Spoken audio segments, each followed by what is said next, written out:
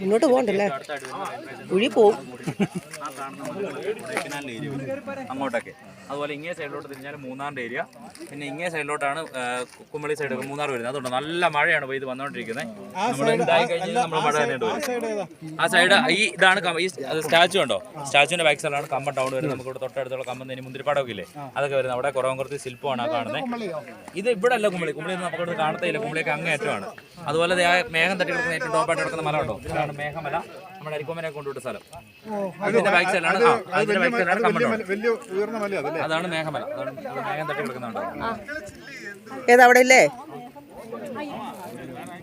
ഇരുണ്ടല്ലേ ആ കാണുന്ന മല.